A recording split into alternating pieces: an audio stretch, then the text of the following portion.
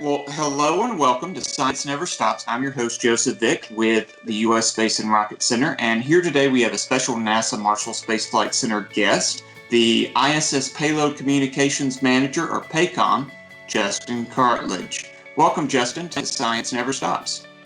Thank you. Thanks for having me. So the first question we wanted to ask, could you tell our viewers what exactly a PACOM does and the projects you're currently working on in that position? Absolutely. So as already mentioned, PACOM stands for Payload Communications Manager. I'm one of many people on a team that sit in the ISS Payload Operations and Integration Center here in Huntsville. And we operate all of the science experiments and technology demonstrations on board the space station. Now, of course, we're part of a much larger team of mission controllers that make that happen.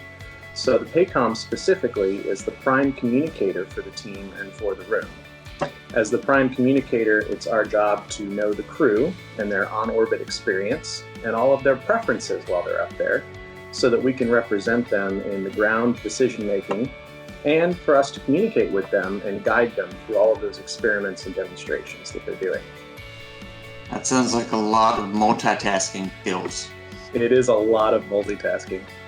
So could you tell us a little about your educational background and how it has helped you within your current NASA position? You bet. So my educational background, I have a bachelor's of science in human factors, which is a variant of psychology, if you will. And then I have a master's degree in systems engineering. That combined with a bunch of training to be a PACOM, and I almost have everything I need to be successful. So if you had to choose, who would be your favorite scientist and why? So I had a little heads up this question was coming, and it's very hard to choose because each scientist is unique in their own field of study. But given the current situation, I think I'm going to highlight Louis Pasteur for his works with vaccine development and immunology, including SARS and, yes, today's COVID-19. That's a good one. So that's all in the past and into the future. Yes. So with that, the scientist was somewhat of a mentor, but is there a certain class or club or mentor you had in school that sort of helped you sort of set your career path and where you are today? I think I am lucky enough to have all of those, but the one that stands out the most to me was my involvement with Boy Scouts when I was younger. I learned most of the leadership and life skills and even a lot of outdoor and personal care skills that make me successful both in my career and in my everyday life. Being an Eagle Scout and climbing the ranks of my Boy Scout troop and eventually going on to a co-ed venturing crew, those are experiences that help shape who I am today. Did you make your space exploration badge? I sure did. Good to hear. So with that, with the stages of getting to our career paths and getting through school, sometimes we encounter obstacles. And also in your career, you working with ISS encounter various obstacles along the way. But what would you say would be your biggest setback or failure, and how did you learn from it? Because being a scientist, you sometimes fail, and failure can lead to great things. Okay, so biggest, I'm not quite sure, honestly. As any natural human being, I've had many failures throughout life. I'd say here recently, I've been thinking about one specifically when I was younger, again in Boy Scouts, and it's something that I think back on because it motivates me in the future, and I'll tell you a little bit more. When I was a Boy Scout, there was an experience that I had caving. And we, as part of a team, a group, hiked up a mountain for a couple hours and found this crevice and went on a caving adventure inside. It was guided. We had a professional with us. And about 3/4 of the way into this cave, there was a section that the floor was missing. And it had walls on both sides, but no floor. And I would say it was maybe, of course I was a kid, so everything was bigger then, right? But I would say it was maybe, I don't know, 20 feet or so long. And to cross that by spider walking on the walls. So you had to press your hands and your feet. And we were told that if you were to fall into it, you would shoot down this big tunnel that ends up somewhere else in the cave, and they'd have to call in a rescue team, and you could get hurt and all this stuff. So there was a lot of last-minute safety briefing. Honestly, it scared the crap out of me.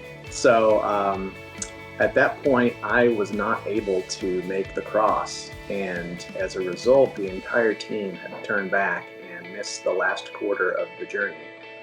To me, that was a failure, not just for myself, but for impacting the team. And it sticks out in my mind, probably because it was a childhood experience, but also because I used that to motivate myself to try new things and to push my boundaries more, and basically experience new and more difficult things and improve my comfort levels as an adult, so that I don't repeat what happened as a child.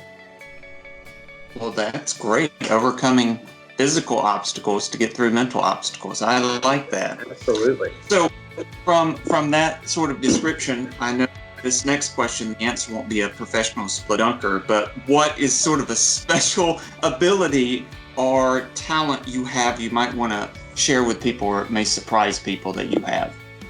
Sure. Something that I've discovered a lot more here recently is a talent for cooking. And people may not expect of an engineer, or scientist, or mission controller that that person could be a chef.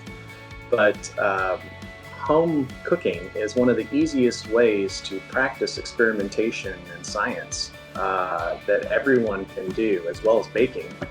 And it's a lot of fun, and you figure out what you're good at and what you're not good at, and what your flavor profiles are. And what's your favorite meal or item to cook in the kitchen?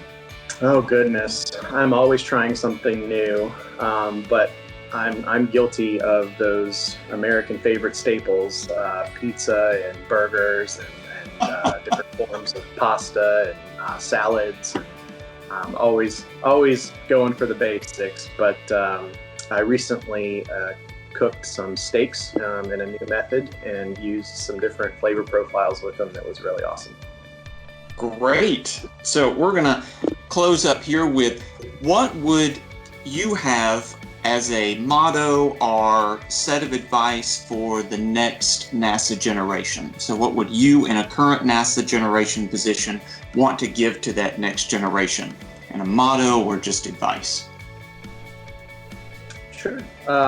So my motto that I use personally and that I would offer to everyone else is to get curious. More formally, intellectual curiosity is something that is highly desired and hired for in today's generation, and probably will be in the future generations. It's something that not only helps you to become more knowledgeable, but it also keeps you motivated. It prevents you from getting complacent. And so that's the one thing that I would pass on to anyone, that I do pass on to folks that I train for payload operations, is to get curious and to never stop exploring. Well, that is fantastic. So is there anything else you would like to add? Or I'm very curious about your Lego model of the ISS in front of you. Could you tell us just a little bit, maybe a few facts about the ISS while it's there in front of you? Sure. I think a lot of the standard facts about the ISS are out there already, it being the rough size of a football field, so it's neat to see it in such a small model right here. What most people may not know is that most of the model is the truss segment with the solar arrays, and that's what makes it so large. The part that the crew live in is actually all compressed here in the center, all the habitable modules. So it's at the very center of the vehicle. The ISS is a massive, complex beast of a vehicle, but it is so cool, and honestly, I enjoy learning about it every single day. There's always something new to learn about the different systems and upgrades and the future of what can come to keep this orbiting laboratory in space. Well, thank you, Justin, for joining us today. Thank you for the work that you do for NASA, and thank you on the knowledge. And with Justin continues to do his work with the ISS as PACOM. And remember, you can check out all types of ISS knowledge and various things on nasa.gov. And remember, science never stops.